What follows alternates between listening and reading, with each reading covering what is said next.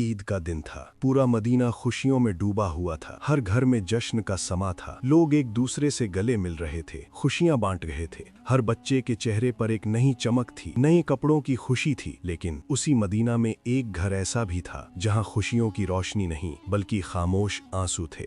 ये घर था जन्नत की तमाम औरतों की सरदार, हमारे नबी सल्लल्लाहु अलैहि वसल्लम की प्यारी बेटी बीबी फातिमा रजी अल्लाह अन्हा का, जिनकी ईद की सुबह एक माँ के सब्र का सबसे बड़ा इम्तिहान बनकर आई। ये एक ऐसी ईद की रिवायत है जहाँ इमाम हसन और हुसैन की मासूम ख्वाहिशों के सामने उनकी माँ ने सब्र की वो मिसाल कायम की जो हमेशा याद रखी जाती है। आखिर क्या हुआ था उस रोज? नबी के घराने में ईद के दिन ऐसी खामोशी क्यों थी? तो आइए सुनते हैं ये दिल को छू लेने वाली कहानी।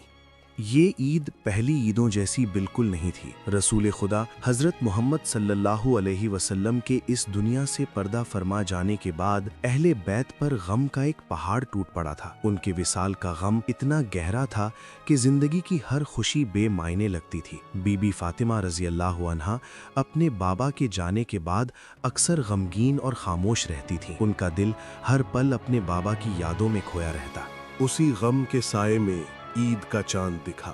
मदीना के लोग ईद की तैयारियों में लगे थे, लेकिन बीबी फातिमा के घर का आलम ही कुछ और था। घर में फाका था, क्योंकि सादगी और दुनिया से बेरग़बती उनके घर का हमेशा से दस्तूर था। दुनिया की दौलत उनके लिए मिट्टी से ज्यादा नहीं थी और उन्होंने इसकी ख्वाहिश भी कभी नहीं की। उनकी असली दौलत उनका ईमान, उनका सब्र और अल्लाह पर उनका कामिल भरोसा था। सुबह हुई, ईद की सुबह, मगर इस घर में कोई जश्न नहीं था। बीबी फातिमा नमाज के बाद यादों में गुम तस्बीह में मशगूल थीं। आंखों में आंसू थे, लेकिन होठों पर अपने रब का शुक्र था। वो हर उस हाल पर राजी थीं जो उनके रब ने उनके लिए चुना था। उन्हें क्या खबर थी कि आज का दिन उनसे सब्र का एक और बड़ा इम्तिहान लेने वाला था। कुछ देर गुजरी और दो फूल जैसे बच्चे, जन्नत के नौजवानों के सरदार इमाम हसन और इमाम हुसैन रजी अल्लाह अन्हुमा, मस्जिद नबवी से ईद की नमाज पढ़कर घर लौटे। उम्रें बहुत छोटी थीं, दिल मासूम और ख्वाहिशें भी उतनी ही मासूम।